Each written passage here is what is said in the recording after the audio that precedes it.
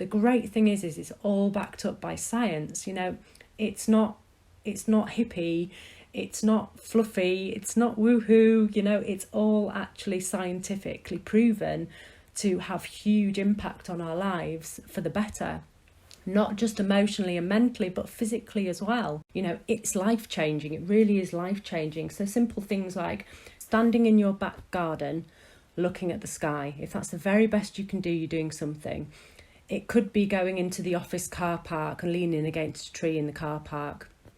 It could be opening the window and taking a breath of the air. It doesn't have, you don't have to be frolicking through the woods. You know, you can find something. Listen, look, smell, touch, you know, take your shoes and socks off and see how it makes you feel.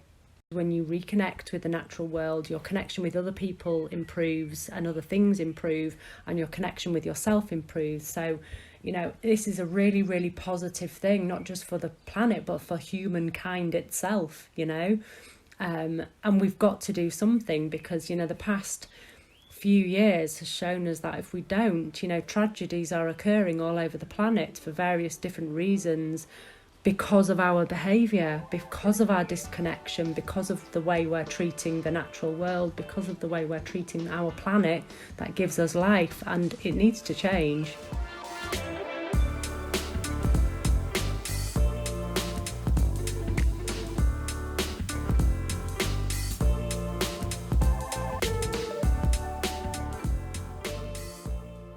Alright folks, what's going on? It's Tom here, and I'm excited to bring you another episode of Second Mind, the show that empowers you to be your best self and better our world. You know, right now, humanity is facing some great challenges. In the last 50 years, we have destroyed 50% of all wildlife on Earth, and there's more carbon dioxide in our atmosphere than any time in human history, causing a climate breakdown. It is clear that our society's relationship to nature is way out of balance. I find it odd that we've built our society at the expense of our environmental health. We need thriving nature to give us clean air, water, food and materials. Nature really is our literal life support system, but we're pushing it to the breaking point. Whilst all of this environmental destruction is happening, people in the UK spend an average of 90% of their time indoors each day, disconnected from nature. So how can we change our relationship to the natural world and set a course for a better future? I believe that the most important element we need to address is our disconnection from nature.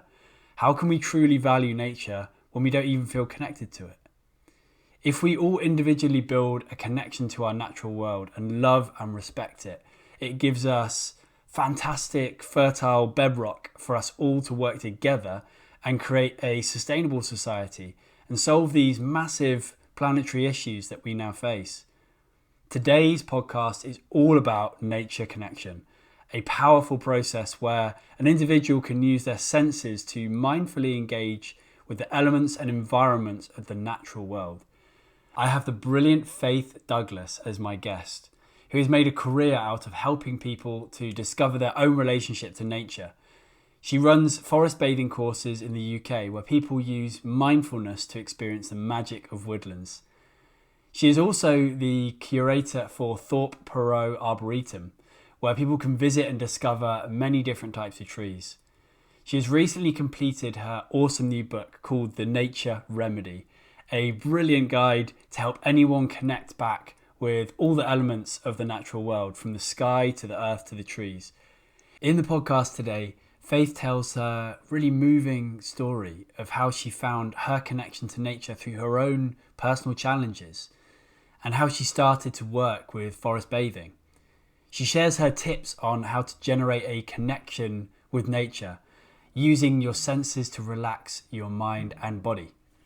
We cover many of the amazing scientifically proven benefits of nature connection for mental and physical health, and talk about the power of digital detoxing. The conversation also covers why nature connection is crucial for our society as a whole, helping us to hopefully rebalance our connection with the natural world. Nature connection is such a valuable subject to be talking about because it is a free practice available to anyone, And the value of spending mindful time in the natural world is often underestimated and overlooked. Faith is so passionate on the subject, and she shares some great tips and knowledge for enhancing your connection to nature in the episode. Do reflect on your own connection to the natural world whilst listening. Ask yourself, when was the last time you really took a moment to notice, really notice and appreciate the flight of a passing bird or a great old oak tree in your local park? So, I invite you to keep your mind open, listen, and enjoy. Peace.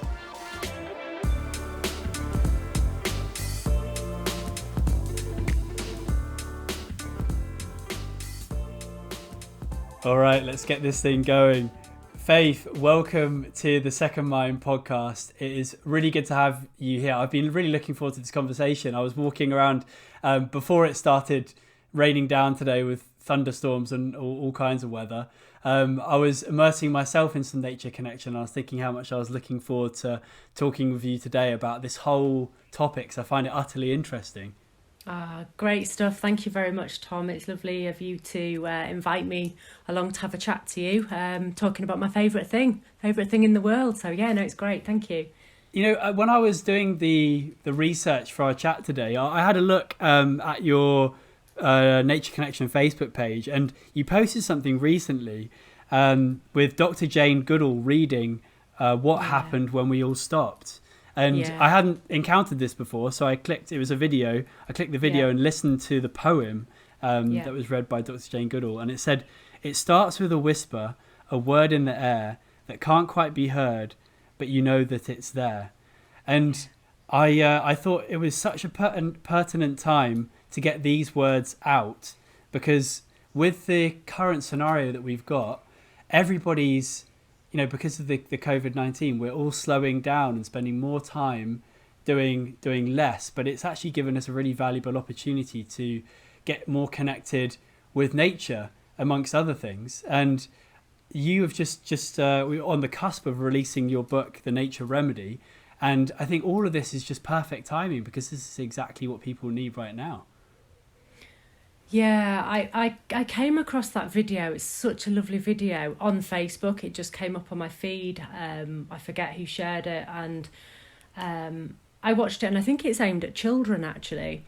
But it's so meaningful. I'm not sure when it was recorded, if it's been done recently, but it is so meaningful given the situation everybody's in right now.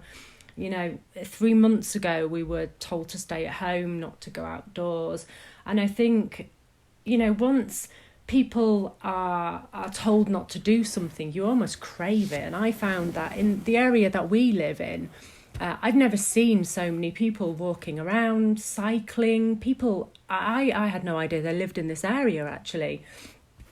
We live near a public footpath which leads from a village to quite a small market town, but we have no neighbours or anything. And the amount of people walking along this footpath, families, people cycling, lone, dog walkers, people just simply walking. And we've been blessed with the weather as well. So I think it's almost, because we've kind of been told during one part of this that you can't have it. And we've craved it. We've craved what's actually really good for us. That's what I believe. I know in my family makeup, we spend an awful lot of time in nature and outdoors anyway. But we've even done even more, connections outside than what we've ever done in our lives.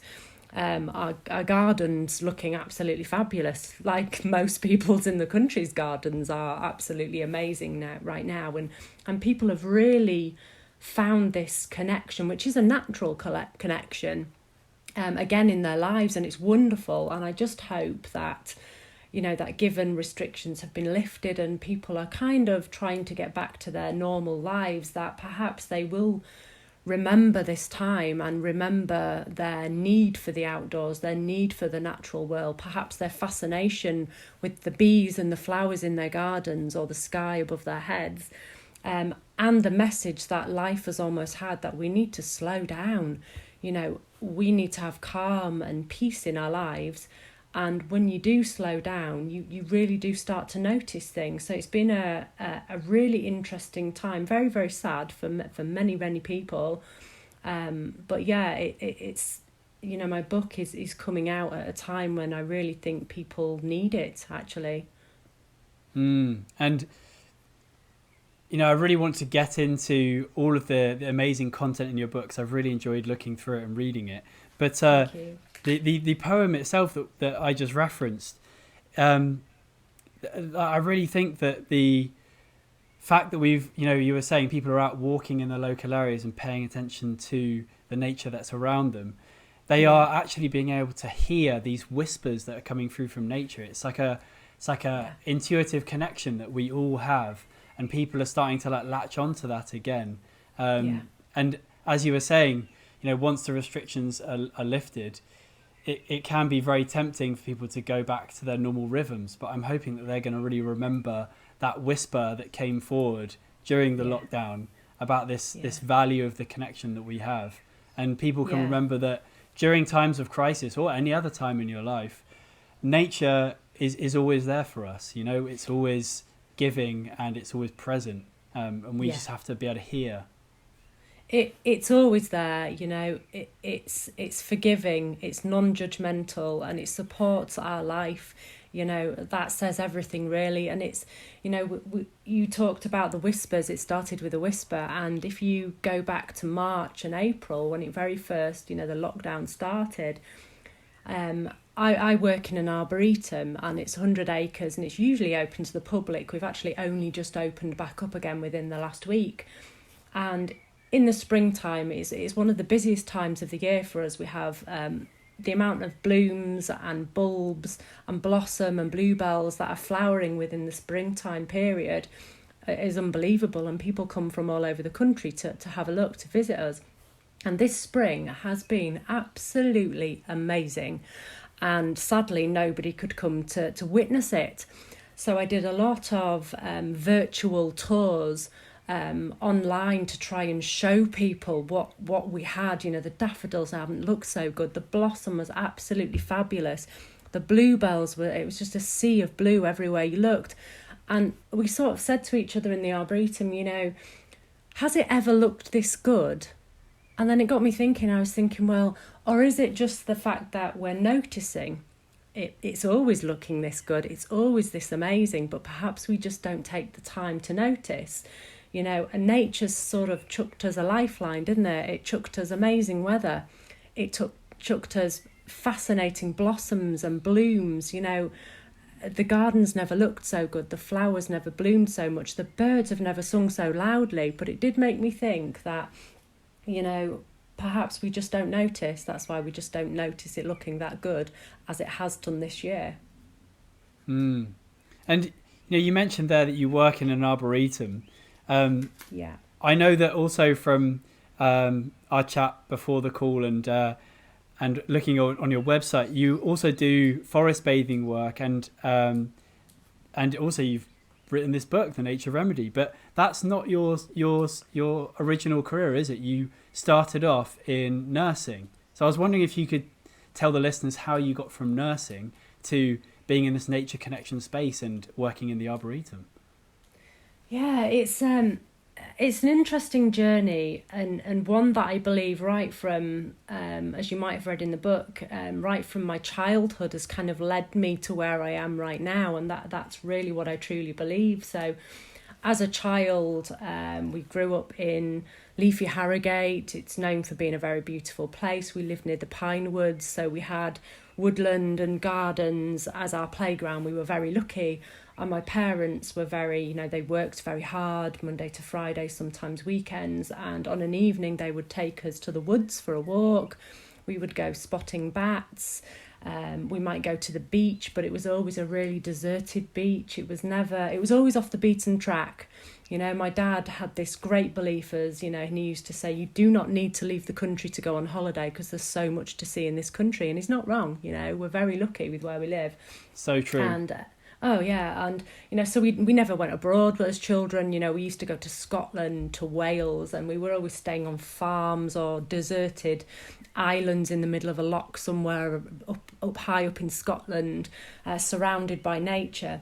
And we loved it. As kids, it's your playground, isn't it? It's your classroom, it's your playground. Even now, and we had a fabulous time growing up. And then when I hit my teens, it became a bit boring. It was like, well, do I have to? Your arms grow a bit longer and your lip comes down, doesn't it? And you're sort of like, I really don't want to do that. It's boring. It's not cool to hang out with my parents. And you kind of become a little bit insular as a teenager, I think. So in my teens, I sort of didn't really... I still did what I did, hung out where I hung out. So it was always kind of there. But my connection probably dropped off slightly in my teens. And when I left school, I went into nursing, and I worked predominantly with elderly mentally infirm and with people with neurological disabilities. So people that were paralysed, perhaps had brain tumours, MS, strokes, certain diseases, which made life was very, very difficult. And I did that for 13 years, and I like many people in the nursing career or any sort of caregiving career, you're a natural carer. You look after people. You just want to nurture everybody and everything you come in contact. It's the kind of personality people have in those professions. And, the one person I wasn't nurturing was myself, actually, which has taken me 40 odd years to realise, but I really wasn't nurturing myself. And I'd go and do my shift at work. I had 2 young children at the time, and I'd come home and I'd be stressed, I'd be upset, I'd be bothered. And I lived on the outskirts of Harrogate by this time, and again I lived near the countryside. I had woods at the back of my house. I used to walk after my shifts in the woods. I used to take the kids for walks through the woods. We used to go to the beach. We used to walk the dogs down through the fields. And I found myself after work, when it was a particularly hard day, I would go and sit either by a little stream or have a wander through the woods. And I didn't really know what I was doing or why I was doing it, but I knew it made me feel really good, and it made me feel better and happier and more relaxed. Yeah. And I got to a point in my life where I was really like, is this all I can do, And I wasn't happy at work. I was fascinated with plants. I had a small garden at the time, but my garden was full of herbs and plants that are useful, plants that could be used. It absolutely fascinated me. And it's that real science between the medical profession and people, actually, and the plant life. It's all science, and actually it's so closely related that perhaps we don't, spend enough time researching these connections that we have. And so it was a natural, curiosity I had, I suppose. And plant life, it's not that different to human life. We're incredibly closely connected. So it was a natural hobby of mine to have. And I decided to change my career. And people sort of said, what do you like doing? What's your passion? I was very well, I love plants. And they said, well, retrain. And I didn't have a lot of confidence. And I was very, well, I can't do that. Of course I can't do that. I've been doing this for 13 years. There's no way I could change what I'm doing. I'm not big enough. I'm not brave enough. I'm not smart enough. And I happened to just take the plunge. And I went for an interview at a charity called Horticap. And this is a charity in Harrogate that works with people with learning difficulties and challenging behaviour in a horticultural environment, and it's very therapeutic. But the nursing sort of disappears, but it's very therapeutic is the environment. And they have a huge nursery. You grow plants, you do cuttings, propagation, you sell plants, it's open to the public, but you also go out on site. So you go out and cut people's grass, you perhaps do small garden renovations, that sort of thing. We did crafts. I didn't realise I had such a huge passion for crafts until I started working there. I was amazed what I could make with very little things. So I still think by fluke to this day I actually got the job at Horticap, and it was a really gentle blend for me, and they supported me through training. So going back to school again, I worked during the day, I learned on an evening. I also had the kids, so it's quite hard work, but it didn't feel like work because it was, I just loved it. I was loving life. I'd found my passion. I absolutely loved it. And I remember one time working with Phil, who's a great friend of mine who still works at Horticap, and he'd come from a very similar background to me. He'd worked with deaf children in like a care home, and we were both in the greenhouse watering away, and we sort of looked at each other and we were like, can you believe we do this for a job? And we were just watering a greenhouse. And it was at that moment that I really sort of realised, I thought, my gosh, you know, I've done it. This is it. This is happiness. This is what life is all about, you know. And I ended up having my youngest son, Elliot, so I became pregnant and I had to take some time out, and we'd moved house and we lived about, I was still working at Horticap, but I was on maternity leave. And we'd moved house nearer the Arboretum, which is about 45 minutes from Harrogate, which is where Horticap is. So I did a bit of commuting, which was fine. And although we lived around the corner from the Arboretum, which is just outside of Bedale, I'd never actually visited the Arboretum. One of those things, I suppose, where crazily I had a massive love of trees and plants, and it was on my doorstep, but I'd never actually made the time to visit, which I think a lot of people are guilty of that. So I was busy walking my dogs one day, and we bumped into a young man in the fields, and he had dogs as well, and we got chatting, and he sort of said to me, where do you live, what do you do? And I had no idea I was talking to my now boss, who was the landowner's son at the time. I had no idea about him or his family or the area at all. And I just sort of said, oh yeah, I work in horticulture. And he said, well, actually, my father owns the Arboretum, and we might be looking to employ somebody.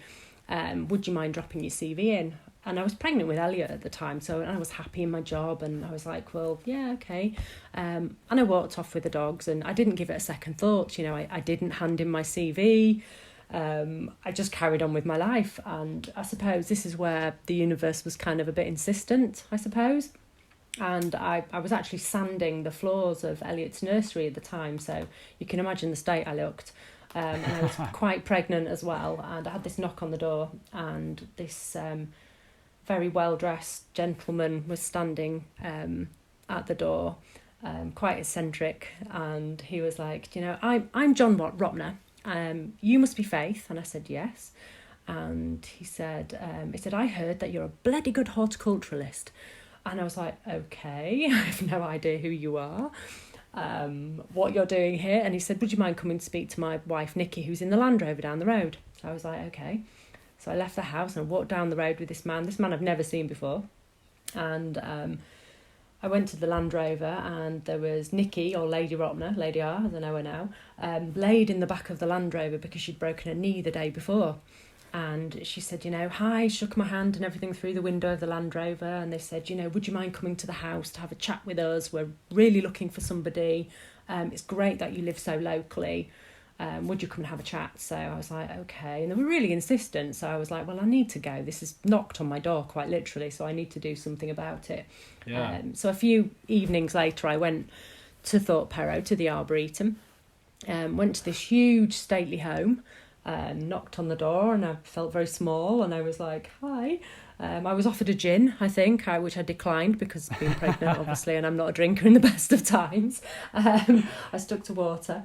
And they offered me the job of curator, and, curator of the Arboretum, which is a huge job. It's a huge pair of boots to fill. So I was terrified, but of course I said yes, because you don't turn that down if it's come to you like that. Of course, what an opportunity. I had a lot of learning, a serious lot of learning to do. So I started pretty much straight away whilst I was still pregnant. I went alongside the then curator, Terry Exley. He was a lovely man. He was so patient with me. And I sort of wandered around with him and just led, he just led me around the Arboretum and drip feeded me information constantly. And I was like a sponge just soaking it all up, I suppose. And I had Elliot, and I was pretty soon back to work after I had Elliot, and so then I was like, feet first into the Arboretum, and I'm still there, and that was 11 years ago, and working in the Arboretum, I stayed for another year at Horticap. I set up my own plant centre. Clearly I was bored, I didn't have enough to do. And I was really starting to interact with people more within sort of the Arboretum and a plant centre sort of way, and seeing how people lived within their gardens. I did some garden design work, some maintenance for people. I found a real sort of love of show gardening and things like that, and it's good fun more than anything. So, and I really thought that I wouldn't ever work with people as such again. I was kind of in the mindset, you know, I'd had it with people, and that sounds, I don't mean to sound, you know, rude or horrible, but I'd really had it. And I was like, you know, plants aren't mean, they're not unkind, you know, they don't say cruel things, they don't make me feel bad, you know, I can't go wrong with plants. And I had this real sort of distrust of humans, I suppose, which is really sad. It's really sad, but that's the way I felt, and I really didn't think I'd ever work with human beings again, and in that sort of capacity. And I ended up, I sadly split from my husband at the time, and found myself on my own, and I couldn't deal with the plant set, so I shut that down and things. And I embarked on a new relationship, which sadly became very violent. It's quite hard for me to say I was in an abusive relationship, because for many years I was in complete denial about the fact I'd even let myself get into that relationship, which it's hard to explain until it's happened to you. You know, people judge, don't they? And I suppose I judged myself as well. You know, I sat there, how could you do this? How could this happen to you? How could you have allowed this? Like, I allowed it to happen. And it's taken quite a long time for me to come to terms actually with what happened. And during the time that I was in this relationship and struggling with life, struggling to remain as normal as possible, even though I had this crisis happening to me, stayed completely normal for the kids, make sure everything appeared completely normal, carry on at work, carry on holding down my jobs and being okay, which is, you know, a lot of women and men who are in abusive relationships have to carry on, and they do carry on, which it takes some doing. It really, really does take some doing. Yeah. And I was offered some work at Help for Heroes, and this was working with people who were recovering from illness and injury, who were leaving the army and who had also left the army already.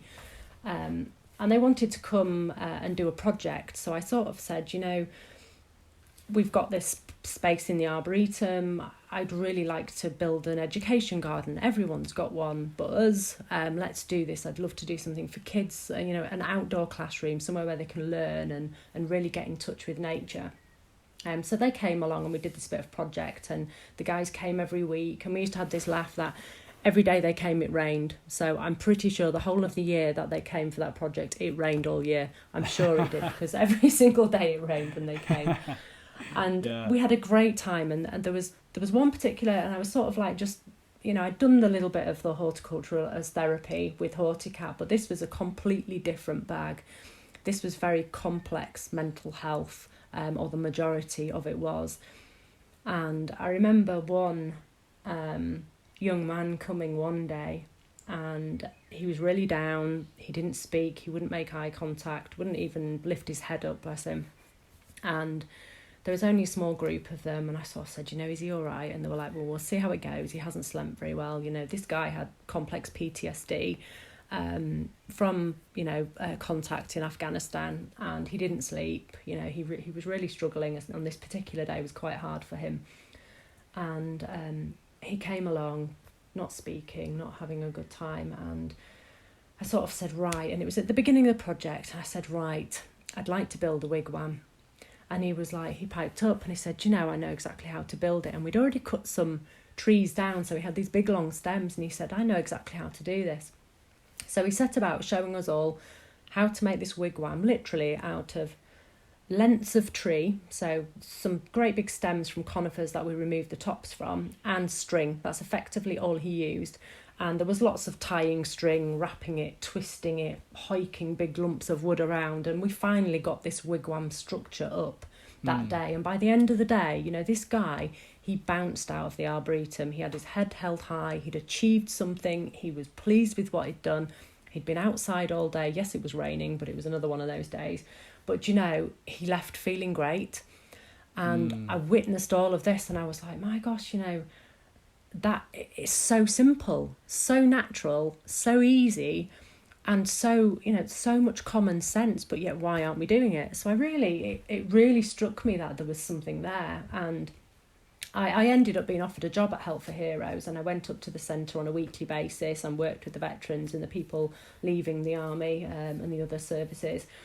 And I really loved it, but it gave me a deeper sort of sense of mental health. And my specific role was around working outdoors, working with plants, working outside in the woods. We would go for walks, and my friend, I'd started to get in my personal life. I suppose a turning point came in my personal life where I got out of the relationship I was in, the relationship that was incredibly damaging for me. Yeah. And I can't even say how I did it. I don't know how it happened. And I suppose a lot of it is you forget stuff as well. You forget stuff that's unpleasant. And I'd quite like to forget it, if I'm honest. But I got out. I know I got out. I'd started to research mindfulness already, because the mindfulness was a way of me coping in the relationship I was in. So I'd started studying, learning a bit about mindfulness already. And I suppose practicing the mindfulness was giving me a deeper sense of me, I suppose. And I was reconnecting with myself, which is probably how I got the courage, I suppose, because that's what it is. It's great courage and the chance that life gave me to get out of the relationship I was in.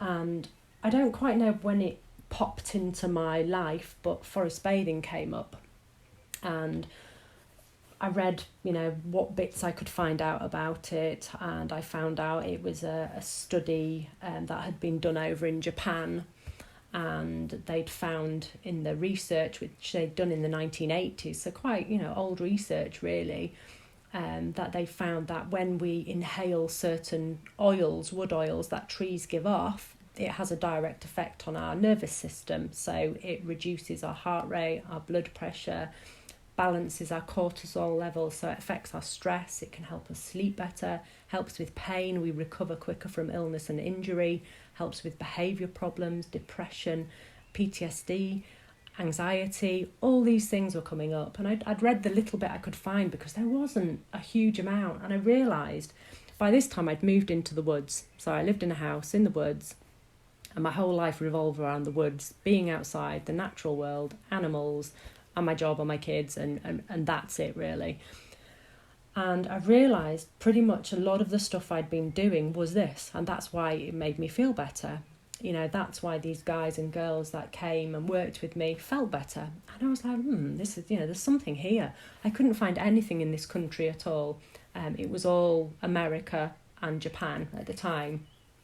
So I started doing some more sort of practicing what I preach. I was experimenting with myself, with my kids, bless them, and people that I'd met through Help for Heroes. I was like, should we go for a walk? Tell me how this feels. How does that feel? What do you think about that? And lots of talking. And the response was absolutely unbelievable. And not just how I felt, but how other people felt as well.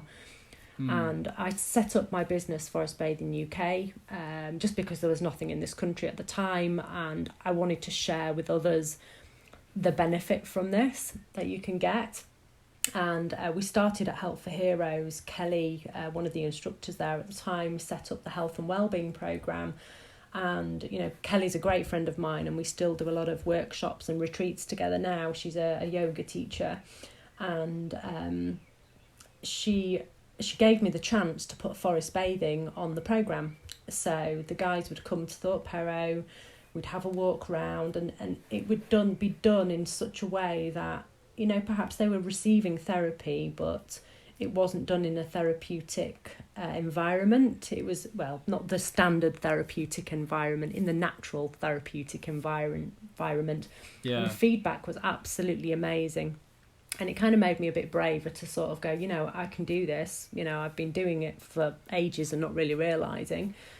So I've been taking, groups, I run workshops.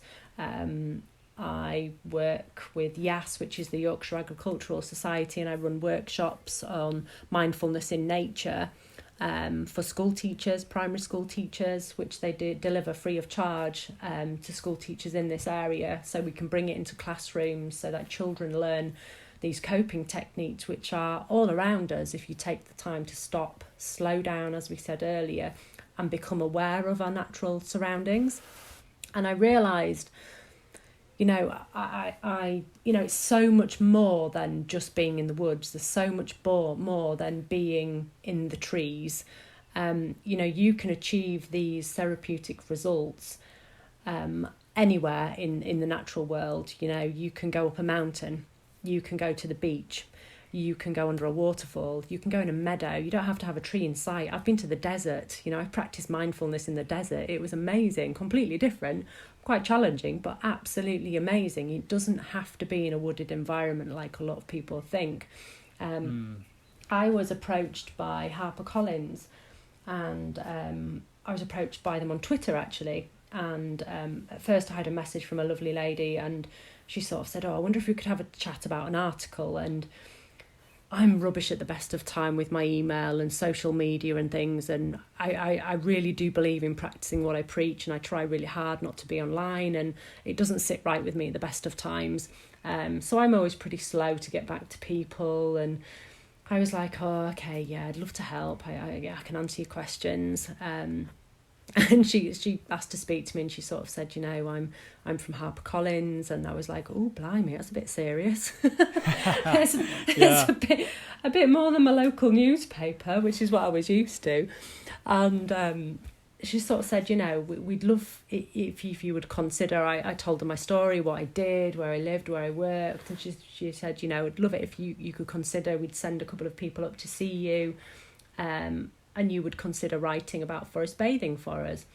And I said, I'd love to. If I can, I'd love to.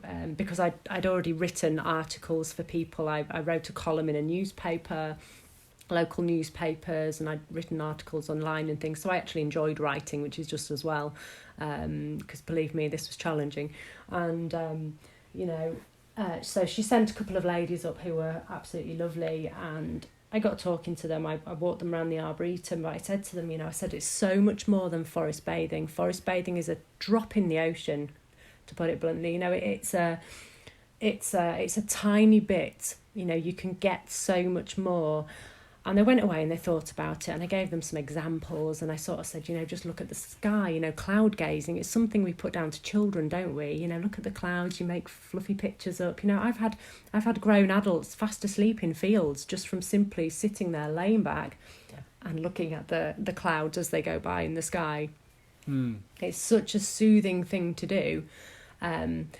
Simply things like flying a kite, it's such a great, you get a bit of breeze on the air, it's mindful, it's kind of childlike, it's simple, it's easy, it's cheap, but it's kind of, we see it's all very childlike, hunting for bugs, for example, we do it all the time here. We've got bug hotels, bug trapdoors, all sorts of things, and we'll often sit in the garden and watch the bees and see what they're doing and where they're going and the sort of flowers they're landing on and stuff. And I think because we've become so chaotic and busy, our society has become so chaotic and busy, we forget about these little simple pleasures. The natural world is filled with wonder, and us as human beings are, a huge part of that natural world, but we're fascinated by it if we allow ourselves to be, and if we stop and slow down and look and listen, just simply watching the bees is such a calming thing to do. But I think, some people, they don't even notice the bees are there, which is really, really sad. So the book has kind of become a real sort of, I delved into absolutely everything I could think about. And I said to them, it starts with the sky above our head, and it starts with the earth beneath our feet. And I believe it really, really does. We breathe the air, we walk upon the earth. There's no getting away from that. The animals that we live alongside, because we are animals at the end of the day. And I write about the fact that, we are animals. And I think a lot of people forget that. We're all related, we're all connected. It might be millions of years and all the rest of it down the evolution line and ladder, but we are all connected. And it's the same with plants. Plants make up most of our diet. Our healthy diet is plant-based. There's no getting away from this. The seasons, the weather, it affects, as you said, you'd heard the thunderstorms. Thunderstorms are thrilling, aren't they? They're so exciting. And we had thunder and lightning last night, actually. Here it was into the evening, and we were actually, our gazebo, we've got this blow up gazebo, and it got a puncture, so we were trying to figure it out and fix the puncture and blow it back up again. And so we were in the garden, and you could hear the rumble of thunder, but it wasn't raining or anything, but you could hear the rumbling in the clouds above our heads, slightly into the distance. And when you looked out over the fields, because we can see for quite a distance where we live, you could see the storm in the distance, but you can, it's so much more than that. You can feel the storm coming, can't you? You really can feel it. Your hairs will stand on end. Some people get storm headaches. But it was fascinating because my youngest daughter's 2 years old, and obviously she will have, she's been here for 2 years, so she will have perhaps experienced a storm, but not as a 2-year-old. So we were, I just love having the children because I get to experience things all over again, and it's fascinating because watching her eyes open like saucers to this rumbling of the clouds, and she's like, what is that? Should I be afraid? Should I be amazed? What is that noise? Where's it coming from? She can't see it, but she knows there's something. So we all sat in the garden, gave up on the gazebo, all sat in the garden, and we were just listening. We were just sat, she was sat on Daddy's jumper, and we were just listening to the storm, watching it come over, and just experiencing it as a family. And actually it was amazing. It was absolutely amazing, and I believe, if we slow down, there's so much out there, and it's good for us. It can really support our very existence on this planet. Yeah, absolutely. And coming back to the Nature Remedy book, I think it's a fantastic piece of work that you've done, because you have fused together science with cultural wisdom, which is things that humanity has known since we have been a separate species on this planet, like innate things that, like you were referencing your children there, this wonder that we all have at a deep level about looking at nature. And it's not just, as you were saying, forest, it's the sky and the earth. And what's fantastic about your book is that it really is quite comprehensive in that it gives you a complete sort of Bible of different ways you can look at nature connection and start to build your own connection. But I was wondering that if you were to define for people who aren't really familiar about what nature connection is, it's a bit of an abstract term, like how would you sort of give a short summary to what nature connection is, the sort of elevator pitch? I think I would, when I first meet people, I would say, it's about switching on. It's about connecting with the outdoors. And we've been given senses. Everybody experiences senses in a different way. But if you really switch on your senses, nature does the rest. So, for example, it might be something as simple as just take the time to simply listen. And it's often the more you listen, the more you hear. You can close your eyes, you can cup your hands behind your ears, or look. Again, the more you look, the more you see. Feel, get hands-on. We're a nation of do not touch, but as long as you're not damaging, there's no reason why you can't go up, touch a tree, put your hands on the ground, take your shoes and socks off, feel that connection properly. It's the first thing we do when we're on a beach, when we go on holiday, we whip our shoes and socks off. It feels great, it feels natural. People do it unconsciously. Notice smells, because when we're walking around, the smells are all there, but until you actually harness them and tune into them, a lot of people aren't even aware they're there.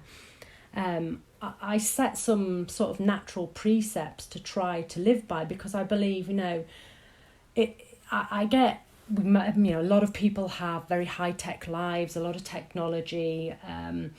A lot of people have very busy lives. They might live and work in cities, the polar opposite to how I live my life. And I totally recognise, that I might have it quite idealistic compared to a lot of people. But if you set some simple precepts for yourself and make it a habit, a really healthy habit, it's life-changing. It really is life-changing. So simple things like go out into nature every day. My precepts I talk about in the book. So go out into nature every single day. And this could be simply standing in your back garden, looking at the sky. If that's the very best you can do, you're doing something. It could be going into the office car park and leaning against a tree in the car park. It could be opening the window and taking a breath of the air. You don't have to be frolicking through the woods. You can find something. Every day try and be mindful in nature. So like I was saying, opening up your senses. Listen, look, smell, touch, take shoes and socks off and see how it makes you feel. And if you're immersing yourself in these mindful activities, the mind will calm and the mind will soothe, because a lot of people struggle with meditation and the other kinds of therapeutic things you can do to help busy minds and help things like anxiety and depression. But if you're actually working with your senses, you're actually doing something. So it kind of makes it easier. So listening meditations are great if you can get somewhere where there's lots of birds singing. And each time the mind kicks in, you pull yourself back. What can I hear? What can I hear? What am I listening to? What am I listening to? And you'll be surprised how quickly the thoughts disappear, because nature's quite noisy, actually. It's very noisy. And the other precept is every day to say thank you to nature. To have gratitude to something that we're so deeply connected brings appreciation, doesn't it? And to have gratitude brings happiness. It brings joyfulness and it brings wonder. And we're such a big part of the natural world. You're almost being grateful for yourself as well as everything else. Yeah, it's so powerful. And you were referencing earlier about just standing in the garden and looking up at the sky. And when I was walking around today, I was really struck. I did a sort of mindful walk around my local park, and I just got to this point where I was inhaling some air through my nose, standing next to a group of trees.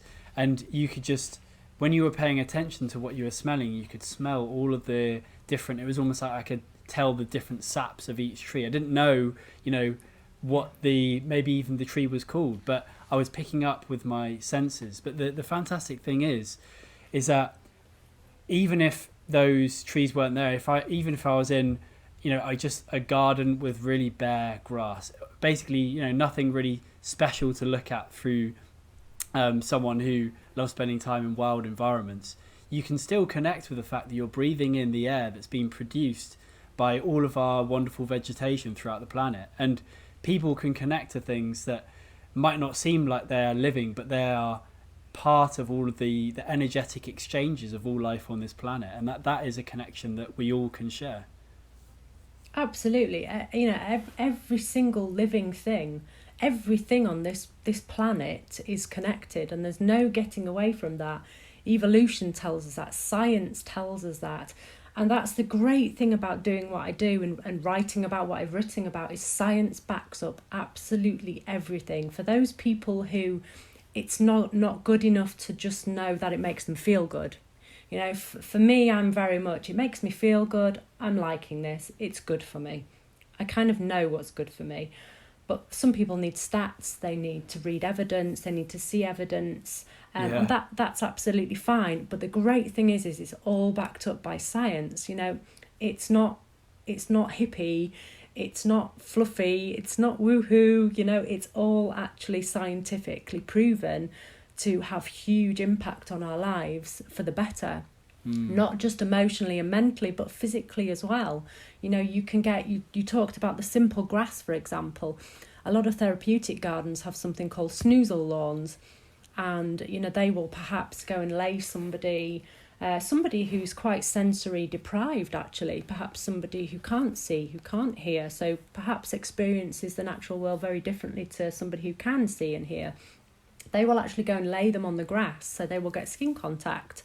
Perhaps they can't walk, for example, so it could be their arm or their leg or their hands that make contact with the ground. And just making skin contact with the grass, with the ground, has huge, not just emotional and mental benefits, but physical benefits. So again, the blood pressure will drop, the heart rate will start to slow down. You will have an overall feeling of calmness, and grass in itself is fascinating. And I say to a lot of people, it's not just green. We kind of take it for granted, don't we? Grass is amazing, actually. If you really take the time looking at grass, it's actually quite interesting. So yeah. And that's, really the whole core of the nature connection work is about seeing the wonder and the beauty in even the most simple things. And it's a much easier access point if we're all presented with a lovely view of a mountain scene or a really ancient forest. A lot of people will find that beautiful, but when you start to pick up on the signals, you become more attuned to them, and you can start to see them even in things which you might have walked past every day before. And I'm so glad that you mentioned that it's not just about feeling good at the time. It's being backed up by science as well, and it's having long-term positive impacts on people's health. And you go into this really well in the book. I was so happy to see there's a whole list of references at the back with different scientific studies. And there's references to things that are even, people will consider them non-living, but they're still having a positive impact on our health. There was one example that you used where waterfalls, standing next to a waterfall, it creates negative ions, and then these negative ions, when they hit our body, they can impact our cells positively, and it reduces depression and increases our metabolism and helps our immune system. And these are just huge things. And it's if you invented a pill that did all that, someone will be making billions and billions of pounds off of it. But this is available for everybody. Well, the great thing about nature is it's free of charge. That's what I say to a lot of people. You can do this. Anybody can do this. It's easy. You don't need to learn it. You don't need to read my book. You don't need to do anything like that. Just go outside and be and allow. It's that simple. And actually, it's free of charge. It costs nothing. I had an interesting experience myself, which again aided the writing of the book. And I believe these experiences are sort of sent to test you, aren't they? And it really is how when I talked earlier that, everything in life has sort of set me up to be where I am, I think. And talking about scientific studies, which is sort of relevant to the lockdown we've just experienced as well, is, what, and I got thinking, what if you can't get to nature? What if you cannot go outside for whatever reason, whether it's health reason, whether you're locked down, whatever? What if you cannot get to nature? What do you do? And when I had my youngest daughter, I became very ill. I had a blood clot in my lung and went into heart failure. I was very, very sick. And my daughter was born early and very small, and she was in special care. And we were both in hospital in Middlesbrough, so big, busy university hospital, really built up area. And we were both in there for 5 weeks. And this was an experience completely, we don't plan for these things. We like to be in control of these things. And I knew she was coming early, so and I've experienced special care before, so I kind of knew what was coming there, but I didn't expect to be poorly. I didn't expect, like the best illnesses, you don't see them coming at all, do you?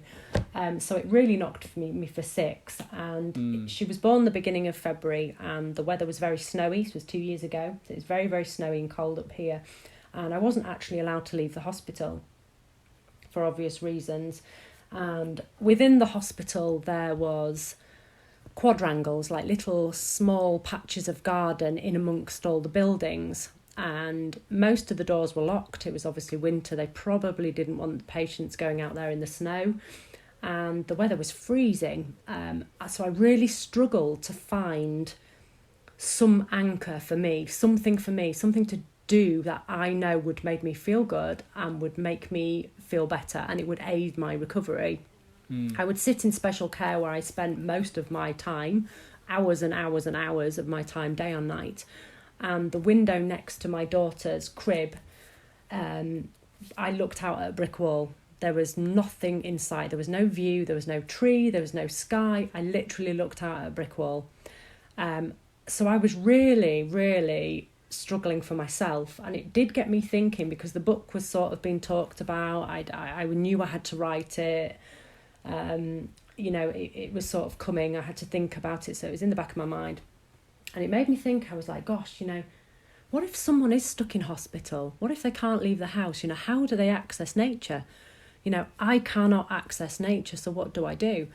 And I found that one quite famous study is the study of when they have people in hospital beds, they recover quicker and more effectively next to a window versus somebody who's not next to a window, for example. A window looking onto nature, I take it. Yeah, a window looking onto nature. So Yeah. if they can see trees and things, that they feel happier, they have a happier disposition, and they recover quicker and more effectively than somebody who doesn't have that. So there's a lot of studies behind that. And I found myself naturally searching for nature in the hospital. I was searching everywhere, and I ended up looking or noticing the pictures on the walls of the hospital. And I don't know if you've ever hung out in a hospital, hopefully not, but if you've ever noticed the things on the walls in certain hospitals, and there's so much scenery, there's so many beautiful picturesque views in hospitals. One room I spent an awful lot of time in, and it had a lot of negative emotions attached to it, did this room, to do with my own health. And in this room was the most enormous picture of a tree, and I think it was a sycamore. At the end of the day, my scientific and my work brain wants to give it a label, but actually in the grand scheme of things, it doesn't matter what it was a tree. And there was this huge tree on its own, on this huge picture, and I spent hours just looking and examining this tree just to help myself feel better, and it did work. The corridors, certain corridors that I used to walk down a lot, because we were actually living in the hospital and staying in the hospital, and as well as visiting Lilith. There was pictures of fish, there was hand-drawn pictures by children, there was pictures of the Yorkshire Dales and the Yorkshire Moors, there was all these beautiful nature viewed pictures. And I took photographs before I left of all the pictures that helped me to remind myself of what I used to help myself. And whilst I was researching for the book and writing the book, I found that they did some studies, and they'll be referenced somewhere. I can't remember which university did them. They did some studies with people. So they put them in a room with no windows, no views, no pictures, and they showed them views on a screen, and they had man-made views and natural images to look at. And they chopped and changed the pictures, and at the same time they monitored their reactions, their brain waves, their vital signs, that sort of thing while they did it.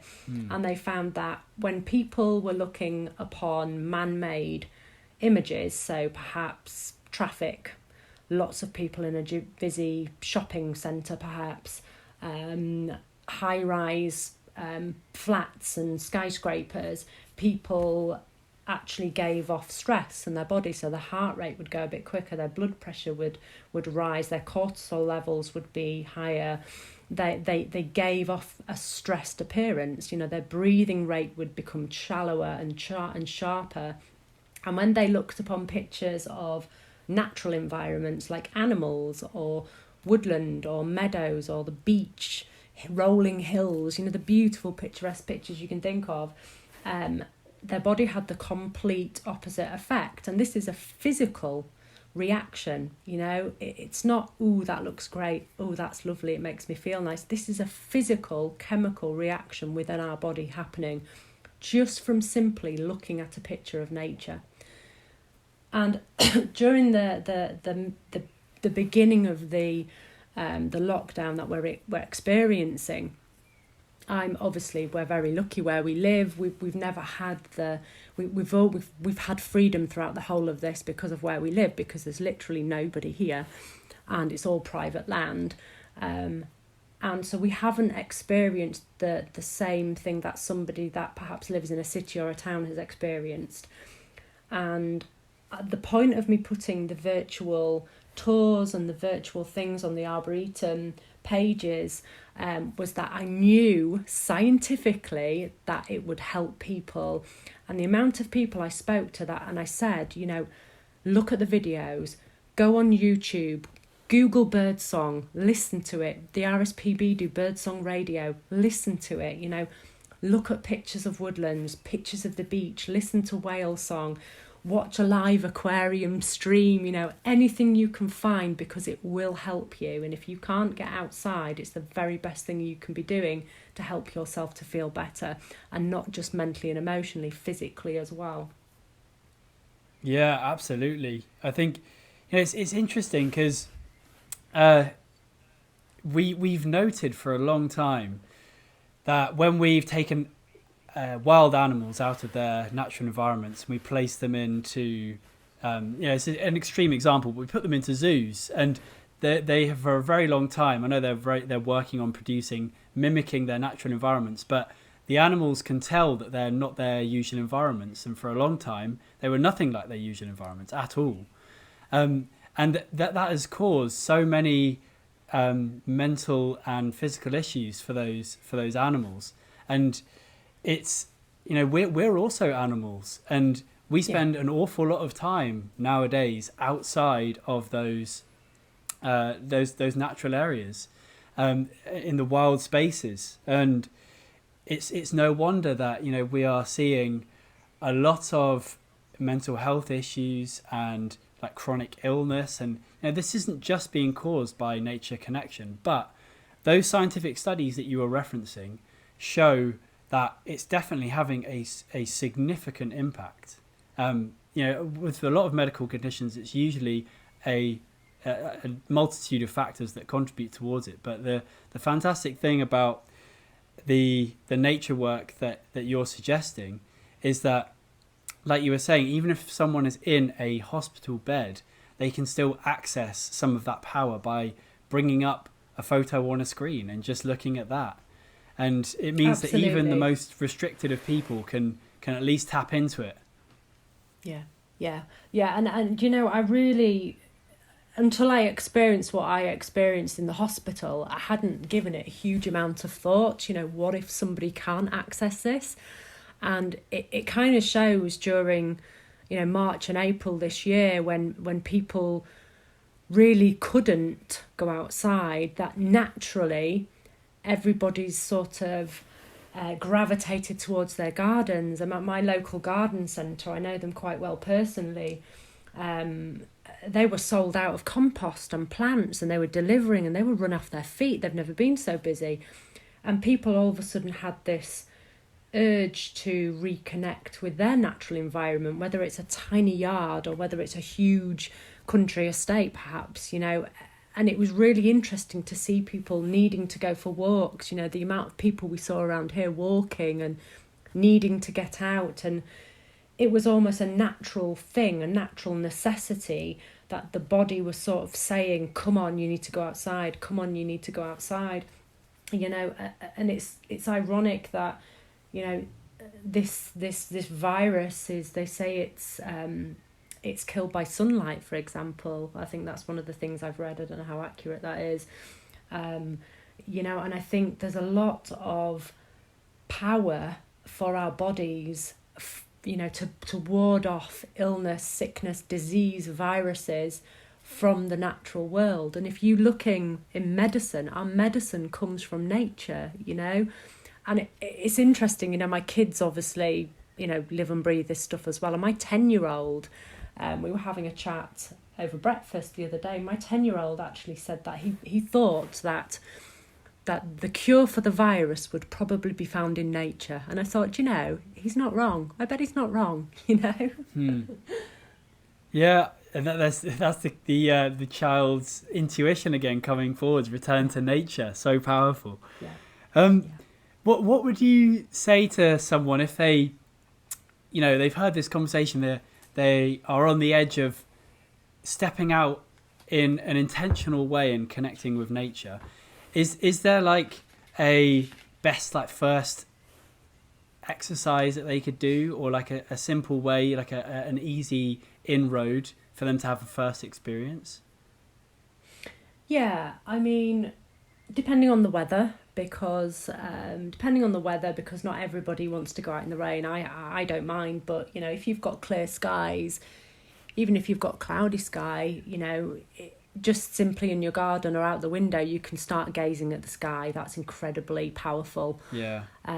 If you can get under a tree, there's nothing better than sitting under a tree or lying under a tree and just looking up into the canopy. It's fascinating, and it's such a powerful experience just looking into the canopy of a tree. And you know, probably the easiest thing is go for a walk. You know, find somewhere as natural as possible, a local park, woodland, field, meadow, and go for a walk. And whilst you're walking, just switch your senses on. What do you see? What do you hear? You know, what does the ground feel like under your feet? What does the grass feel like as you run your hand through it? Just switching your senses on. And if you find that your mind is overwhelming you and it's kicking in on a regular basis, switch back to your senses. So constantly, what can I see? What can I hear? What can I feel? Picking up something like a stone is incredibly grounding. So sitting and just holding a stone or a pebble in your hand and just focusing on what it feels like. Close your eyes perhaps. It's lovely, and it's really, really grounding. So just, I think, going out, go for a walk, experience absolutely everything. If you're in a city, something I like doing if I'm in a city or a built-up town is I walk the streets and I see if I can spot nature, because nature's amazing. It gets everywhere. You know, buddleia, for example, it grows out the side of motorway bridges. It's absolutely everywhere. You'll find flowers popping up through the cracks in the pavement. You might find grass appearing on the side of a building, moss on a stone and on a wall somewhere. You know, if you're looking, you'll notice it. And don't forget, you know, the sky is always above our heads. Yeah, that's something that we can always come back to. And the air that we're all breathing as well is so connecting.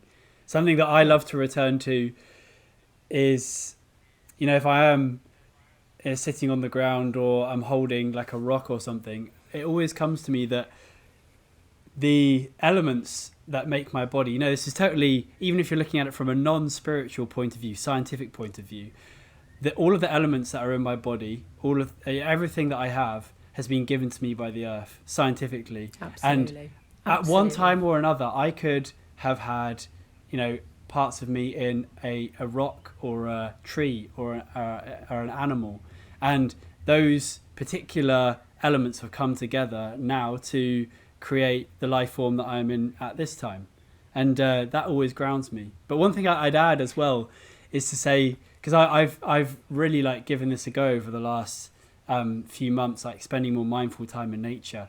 I feel like it makes a huge difference if I'm doing it without technology. I'm not saying that technology is bad all the time, but to have my mobile phone on loud in my pocket, it can be a bit of a distraction, because even if you're not on it at the time, sometimes you can even have that part of your mind still like active, you know, thinking about what could be going on. Like, have I got an email through from work, or, you know, what's going on outside of this space that I'm in at this time? And I take it this is something that you probably recommend to people as well. Yeah, I actually run digital detox retreats, and the point of these retreats is people come along, they hand over their mobile phones, and they're totally disconnected from technology for about 3 or 4 days.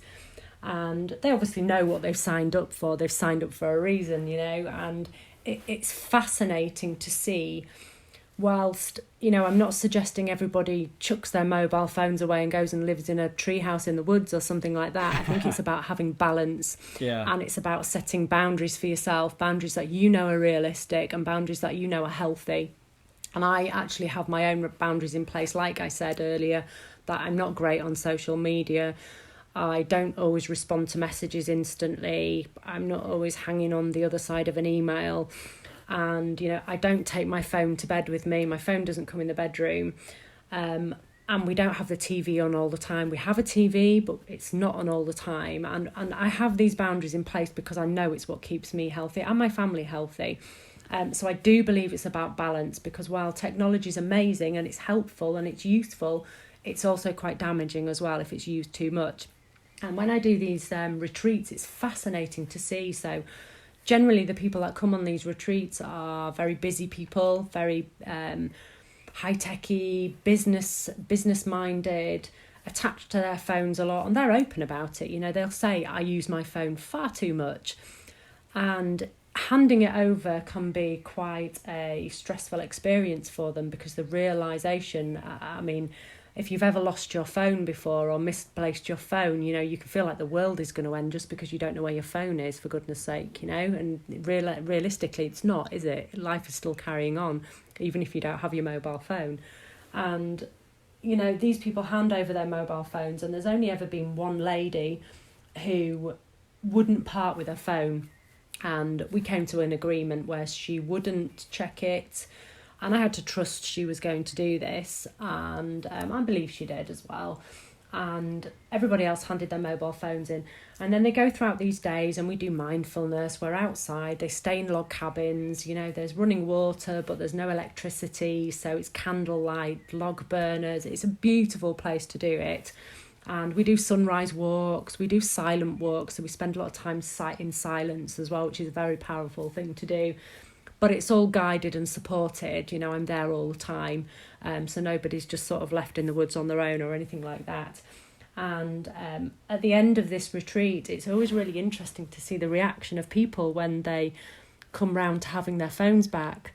Because a lot of them are sort of like, well, actually, I don't want it back. Please don't give it to me. You know, I really don't want my phone back. Yeah. I've even had a couple who I had to chase to give them their phones back because they completely left without their mobile phones. I was like, you need your phones, you've forgotten them. But it's, and the feedback's always really good, you know, hopefully putting boundaries in place for people, or helping people, aiding people to put their own boundaries in place and be a little bit more disciplined with their technology use, and inspire them to notice a little bit more of the natural world. So when we do the walking and the mindfulness outside, a lot of people have said, you know, well, I didn't realise that. I never noticed that before. Or they've fed back afterwards and said, you know, I just did a walk with my family and we did this and we did that and it was amazing. And it's really nice to hear that kind of feedback, to know that there's a ripple effect, isn't there? They've gone off, they've told their friends, they've taught their kids, and it's spreading, you know. It's such a good thing to be able to spread. So you know, technology is... I found it difficult writing the book because obviously I did threaten the publishers with writing on a typewriter, which I don't think they liked very much. They were like, please don't do that, Faith. But I used, obviously, the laptop. I spent hours and hours in front of a laptop, and it was really tough. It was really tough for me personally to have that. And I haven't had to practice what I preach as much in my entire life because of what I was doing, because I was sitting at a screen a lot of the time for hours on end. I was taking regular breaks, going outside, not taking my phone with me if I go for walks, that sort of thing, and really, really being clear with my boundaries. And I like to think I do that now, especially with having the kids at home. They're not at school or nursery at the moment.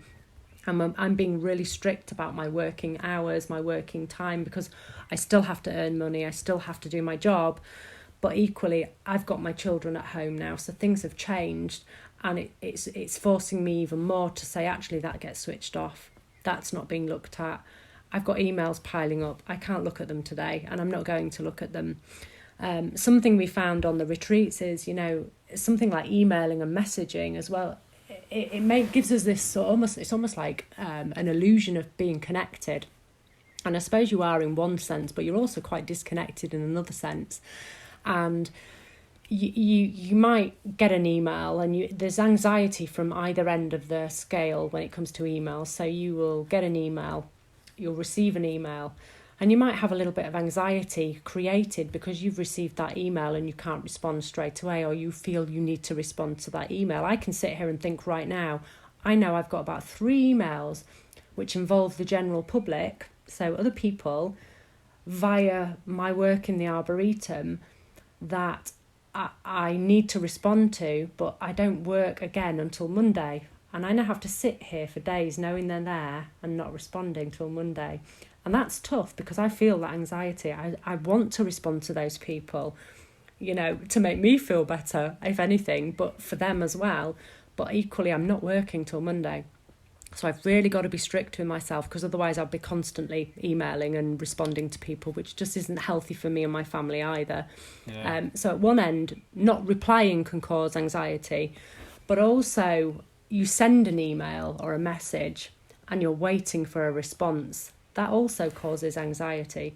So you get a form of anxiety just from messaging and emailing alone, you know. But I think the starting factor is to be aware of it, how it makes you feel, and to be really, really strict with your boundaries and give yourself permission. You know, something I've found a lot with the people I've worked with is just having permission to switch off is such an amazing thing, because people think or feel that they have to be switched on, available 24/7. That is not healthy. It's not healthy for absolutely anybody. And giving yourself permission to switch your phone off, to not take your phone to bed with you, is such an empowering action. It's so empowering, and it's hugely healthy as well. Yeah, and the antidote to those stresses, the emails and such, is like getting out in nature and feeling present. And I found that when I go for even just a small walk, I find it very easy to let go of the things that may be troubling me when I was in my room. But if I try to let go of them in my room, you know, I'm connected to, you know, no nature in my room, and I find it a lot more difficult to let those things go, because nature, eventually it will just it calms things down in the mind, and it's a truly fantastic force.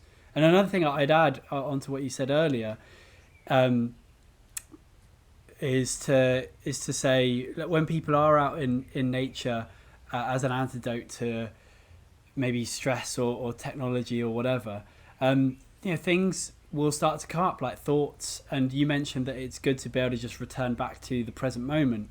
And I think a lot of people can get quite frustrated initially when they are, you know, walking through their park trying to give nature connection a go, mindfulness a go, and they feel like bombarded by loads of thoughts. And I think people are under the illusion that they have to like get it 100% like Zen mode and just walk through the park and listen to one particular bird and not be distracted.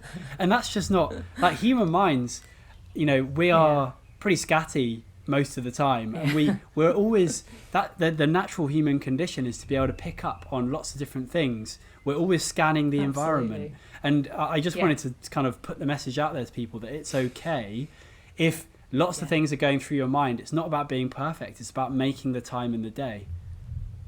Exactly. It's about having that practice, that moment where you're giving it a go, where you're reconnecting not just with the natural world but with yourself as well. And if your mind is doing what minds do completely naturally, that's what they do. Minds are busy, they're filled with thoughts come and go. The majority of thoughts, if you don't attach to them, will just move on. It's when we attach to them that they start to become bigger and bigger and bigger and more troublesome. And it's practice. Like anything, the more you do it, the easier it becomes. You know, we go to the gyms, we work out our bodies, we forget about our minds. And if you don't have a healthy mind, you won't have a healthy body. You know, you can beast yourself in the gym as much as you like, but you really need to start with your mind. And it takes practice. You know, I have days where I can't focus. I can't walk around the trees and appreciate the trees as much as I'm trying. There might be something troubling me or worrying me or bothering me. And I have all the tools, you know. I try to practice what I preach, but I can't do it every single day. And nor would I expect myself to do that every single day either, because putting your pressure on yourself isn't healthy either. Some days it will be easy. Some days the world will be in all its glory and technicolor. You'll hear every bird in the sky. Other days you'll have that big black cloud over your head. And that's okay too. It's about giving yourself a break and just keep practicing. Just keep practicing. Yeah, that's the thing. It's the consistency and finding those small things. I love what you were talking about earlier, like like nature spotting when you're in a city, like playing a game with yourself, like even seeing a small little flower coming up through the pavement, and just appreciating that nature always finds a way, and it's the baseline of everything that we have on this planet. I found it. I researched a little bit in the book of nature taking back over, reclaiming itself, and it's fascinating to read about and look at areas on the planet where nature has reclaimed the planet back. So it's devoured buildings and landscapes, and it's such a powerful thing, and a lot of the time I say to people, we are the biggest pest on the planet, and if you remove humans from the equation, what will nature do? Nature will thrive. If you take nature away from our equation, we wouldn't be able to survive. And I think that's a really, really powerful thing to get into everybody's heads, and to make nature a habit, a healthy habit.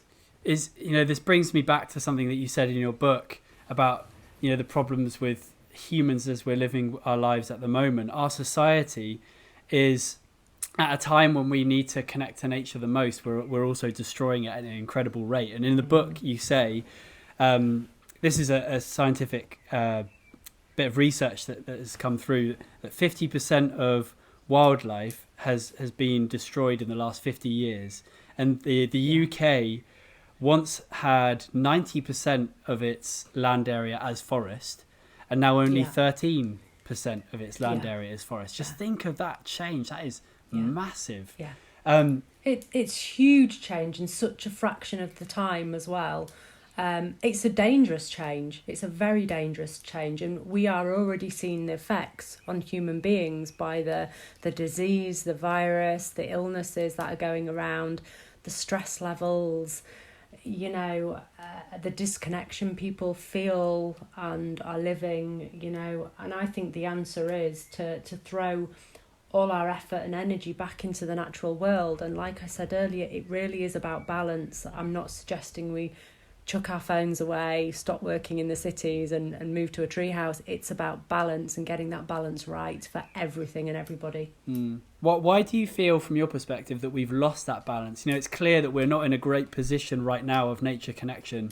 Otherwise, we wouldn't be disrespecting nature and our life support system in this way. So how do you feel like we've got to this point?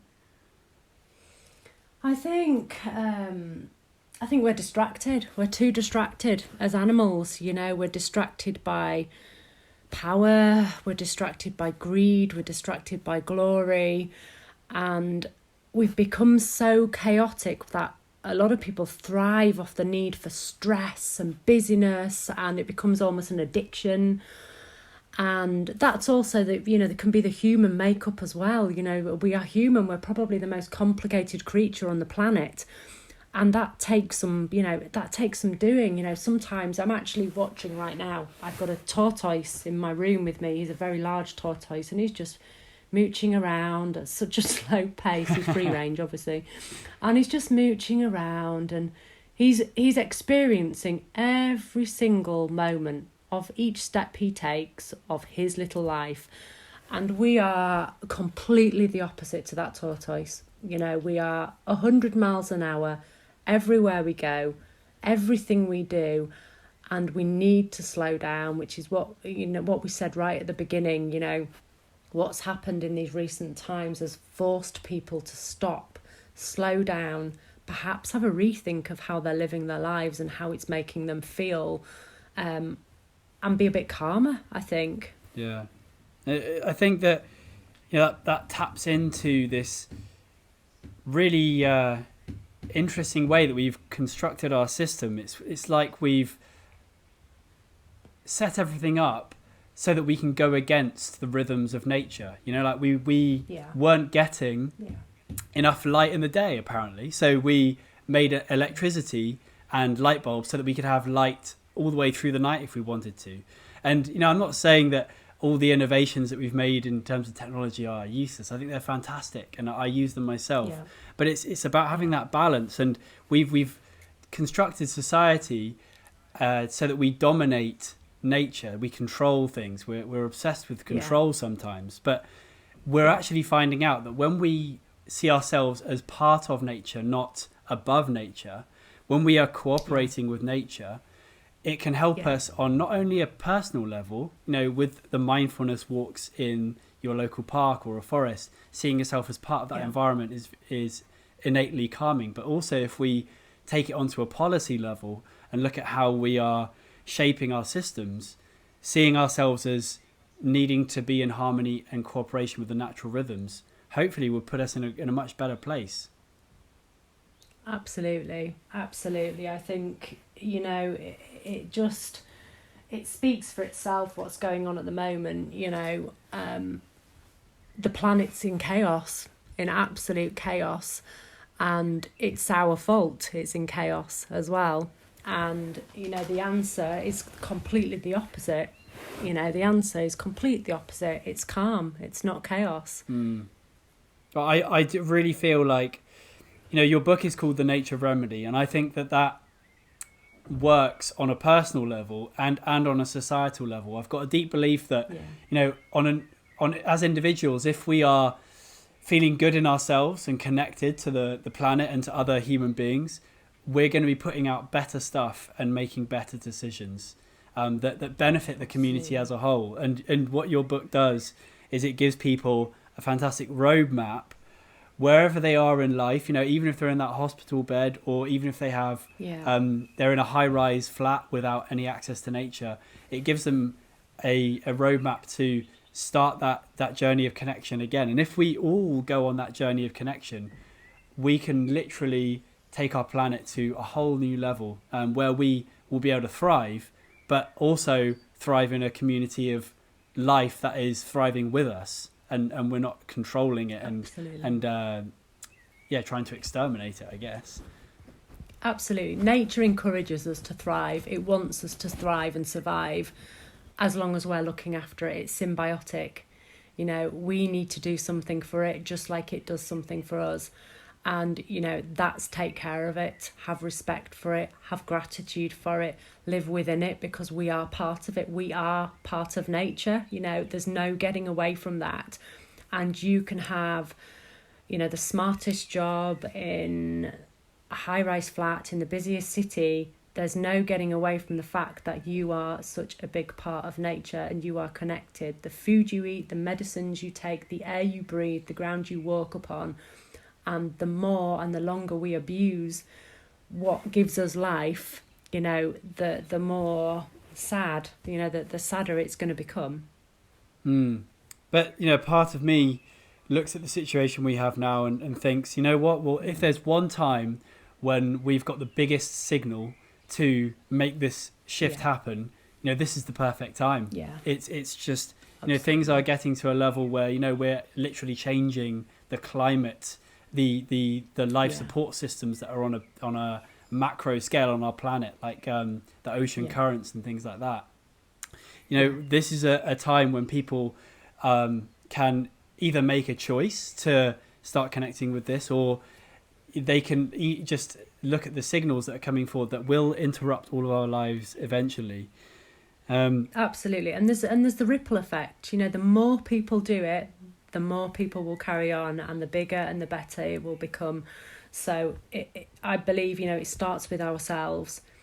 It starts with me, it starts with you, it starts to anybody listening, it starts with those people first, and it spreads out and it ripples positively, and it will just get bigger and wider and wider. The more connections will be made, because when you reconnect with the natural world, your connection with other people improves and other things improve, and your connection with yourself improves. So, this is a really, really positive thing, not just for the planet, but for humankind itself, And we've got to do something, because, the past few years has shown us that if we don't, tragedies are occurring all over the planet for various different reasons, because of our behaviour, because of our disconnection, because of the way we're treating the natural world, because of the way we're treating our planet that gives us life, and it needs to change.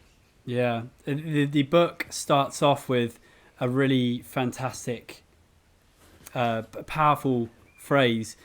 We can't survive without nature, yet without us, nature would thrive. And it really brings it home that, people say we need to save the environment.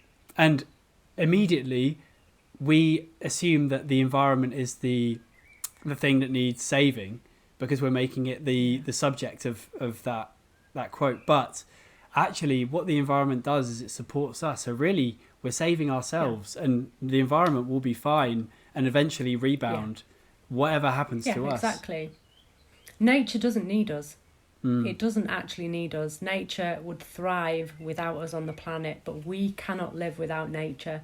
And that is such a powerful thing to think about, because that says everything. It says absolutely everything. And I wish everybody on the planet would take that on board.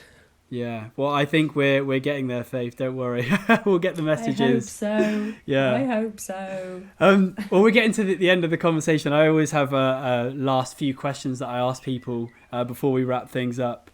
So I just wanted to ask you, if you had a phone call with the 20-year-old Faith, what would you tell her? Oh, gosh. What would I tell her? Ooh. I would teach her mindfulness. I would start right back at the beginning, and I would say, don't forget where you've come from. Don't forget the simple things in life. Don't forget the obvious things. Try not to make things too complicated, because it doesn't need to be. That's probably what I'd say. Yeah, and I'm sure that's had such a great impact on your well-being, having mindfulness in your life. Yeah, absolutely. Yeah. And before I ask the last question, where can people connect with you if they've heard the conversation today and they want to find out more about your stuff and get hold of the book as well, The Nature Remedy, which is out this month? It's on the 25th, right, of June? Yeah, so it's available for pre-order at the moment, and it's actually released on the 25th, which I think is next Friday as we're talking right now. You can buy it online from Amazon, Waterstones, HarperCollins, any sort of online bookstore has it. I think bookshops have opened up, so a lot of bookshops hopefully will be stocking it as well. And to connect with me, I've got a website, which is www.shinrinyoku.co.uk. I'm on Twitter at Thorp Perrow, Instagram, Faith in the Woods, and Facebook as well. Lovely. And, I got to say, the book, like looking through it last night, it really struck me how, it gave so much to me as someone who I'm sort of out of the beginning phase of connecting with nature, and I feel like I've got a well-established connection, but it was still giving me so much value as someone who's more experienced. But I could also see so much that the beginner coming to the nature connection space could gain from that book. It's a lovely presentation of lots of different bits of research and your story personally too. Yeah, you never stop learning. I've been practicing this for a number of years now, and there's never a day where I go out and I don't see something different or I see something new. You're always learning. Every time I do something, it's different. It's a different experience, a different mindset, a different feeling, a different thoughts are involved, different environments, weather, seasons. It changes all the time. So no two experiences are ever the same. And it's a constant classroom. You're always learning from nature. Every day's a school day, huh? It is. It is. All right, Faith. If you had a magic wand and I granted you one wish with the wand, when you waved it, everybody on the planet would take up one new daily habit, what would your wand make everybody do? They would make nature their habit. Amazing. Yeah. Just spending time in nature every day, getting out there and doing it. Love it. Yeah. Well, before we wrap things up, I just want to say a huge thank you to you, Faith, for spending the time and joining me on the podcast today. I hope you've enjoyed the conversation. Yes, I have. It's been wonderful. Thank you very much, Tom, for listening and joining. Yeah, amazing. Thank you. Brilliant. Well, I'm excited to say that to finish off our podcast today, Faith will be doing a guided nature connection mini meditation that only takes 4 minutes. And I'd like to invite all of you out there listening or watching to take part and give yourself some time to relax. Faith will be leading a blue sky meditation that's actually featured in her book. If you want to join outdoors, I would suggest pausing the show now and finding a spot on some grass outdoors to lie on and gaze at the sky. If you can't get outside and you're watching inside on YouTube, during the meditation you can look at your device screen as there'll be a video of blue sky playing there to look at and relax. And if you're just listening today, feel free to also join in just by closing your eyes and mindfully listening. The visuals aren't essential. We will play some bird song and nature sounds in the podcast audio for you to meditate with. And remember, anytime your mind wanders, you don't need to judge your thoughts or criticize. Just allow yourself to come back to the present moment by focusing on your senses. There's no goal to reach here. Just before we get going with the meditation, I want to say a quick thank you to our listeners for joining us for the podcast. As always, please do subscribe if you enjoy the conversation so you can listen to future shows. I would really appreciate anyone listening on iTunes who has been enjoying Second Mind to leave a review of the podcast on the iTunes podcast platform, as it helps the show get out to a lot more people. Please do also share the podcast in your circle so that your friends can hear about the great power of nature connection too. But now, without further ado, I'll hand over to Faith for a very special mini meditation to end the show. Enjoy.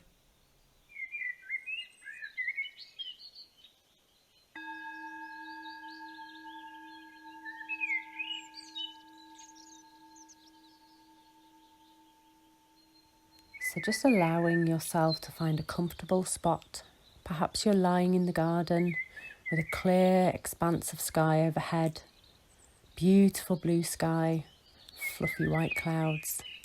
Or perhaps you're sitting at home and you're either listening to this track, the birds singing, the breeze softly blowing, or you're looking at the screen with the beautiful blue sky and the white clouds slowly drifting past. And let's just take a few moments to calm your mind by taking some slow, deep breaths. So breathing in and a full release out.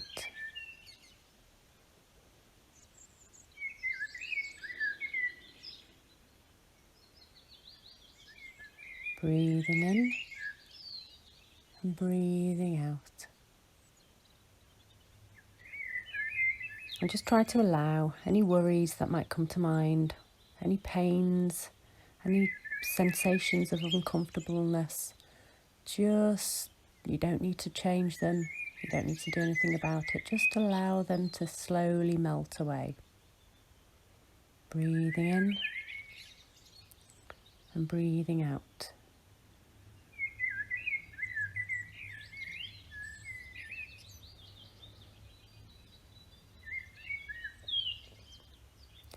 Each time you find that your mind wanders, and minds do, just gently bring it back to the breath. Breathing in and breathing out. Breathing in and breathing out.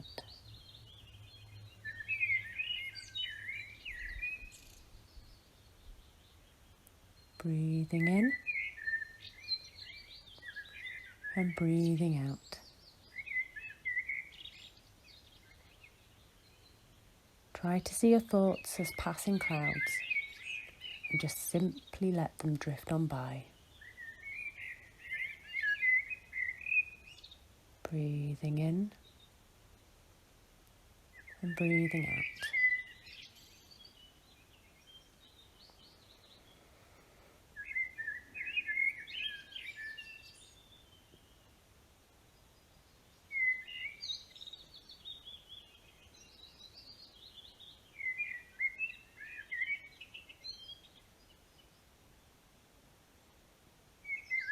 As you breathe in, just notice how it dissolves into the space inside of you. And each time you breathe out, just notice how it dissolves into the space outside of you. Keep following the in-breath and keep following the out-breath as they dissolve in the inner space and the outer space as part of the same cycle. Breathing in and breathing out.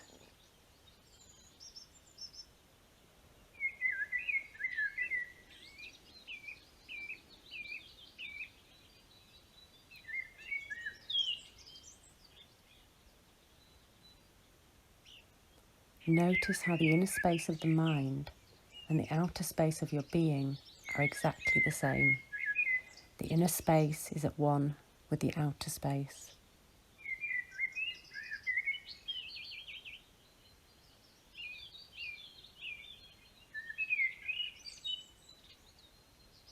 As you bring your awareness gently back to your surroundings, perhaps wiggle your fingers, wiggle your toes, perhaps licking your lips, making some slight movements.